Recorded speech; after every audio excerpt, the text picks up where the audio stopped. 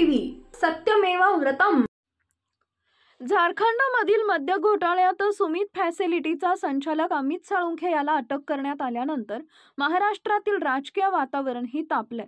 अमित साळुंखे छत्तीसगडमधील मद्य व्यावसायिक सिद्धार्थ सिंघाणी याचा निकटवर्तीय असून त्याच्या चौकशीच्या आधारेच ही कारवाई करण्यात आली आहे। लाचलुचपत प्रकरणात रांचीमध्ये ही कारवाई केली आहे। दरम्यान अमित साळुंखेंचा महाराष्ट्रातील 800 कोटींच्या रुग्णवाहिका घोटाळ्यातही समावेश आहे असा आरोप धनंजय राऊतांनी केलाय। तसेच अमित साळुंखे श्रीकांत शिंदे फाउंडेशनचा कणा असून सगळे पैसे शिंदेकडे वळवले असल्याचा गंभीर आरोपही त्यांनी केलाय। फडणवीस यांना वाकण्याची गरज नाही तरी देखील ते वाकले आहेत। झारखंडमधून एक टोळी आली, अमित साळुंखे यांना अटक केली। सुमित फॅसिलिटी काय आहे जरा चौकशी करा। 800 कोटींचा घोटाळा महाराष्ट्रामध्ये झाला। 108 नंबर ॲम्ब्युलन्स संदर्भात आहे। 650 कोटींनी टेंडर वाढवला। अमित साळुंखे श्रीकांत शिंदे मेडिकल फाउंडेशनचे आहेत। हे सगळे पैसे श्रीकांत शिंदे फाउंडेशनकडे वळवले असा आरोप राऊत यांनी केलाय। अमित साळुंखेंच्या अटकेबद्दल बोलताना ही अटक सहज झाली नाही, हे धागेदोरे कोणापर्यंत पोहोचले। एकनाथ शिंदे यांच्या मुलाच्या जवळच्या व्यक्तीला अटक करून निघून गेले असंही राऊत म्हणाले। संजय राऊतांनी सांगितलंय की 100 कोटीच्या रुग्णवाहिका निविदा 800 कोटीपर्यंत गेली।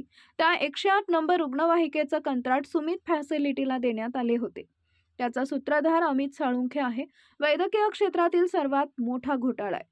अमित साळुंखे श्रीकांत शिंदे फाउंडेशनचा आर्थिक कणा आहे। मोठ्या प्रमाणात पैसे शिंदेकडे वळवण्यात आले। अमित साळुंखे हा एकनाथ शिंदे आणि श्रीकांत शिंदे यांचा अत्यंत जवळचा माणूस आहे। ही अटक सहज झालेली नाही। सरकारला या पैशाला कुठं पाय फुटले आहेत, कोणाच्या खात्यात गेले आहेत हे शोधायचंय। हे धागेदोरे महाराष्ट्राच्या मंत्रिमंडळापर्यंत जोडले जात आहेत। झारखंडमध्ये सध्या मद्य विक्री घोटाळा गाजत आहे। उत्पादन शुल्क विभागात झालेल्या या घोटाळ्यानं झारखंडच्या सरकारला मोठ्या प्रमाणात आर्थिक नुकसान सहन करावं लागलंय। झारखंड सरकारनं छत्तीसगडमधील सरकारी दारू दुकानांच्या व्यवस्थापनाचं मॉडेल झारखंडमध्ये लागू केलं होतं। त्यात खाजगी प्लेसमेंट एजन्सी मार्फत कामगार पुरवले जात होते। हे कंत्राट सिंघाणी याला मिळालं। यात त्यानं 450 कोटींचा भ्रष्टाचार केल्याचा आरोप आहे।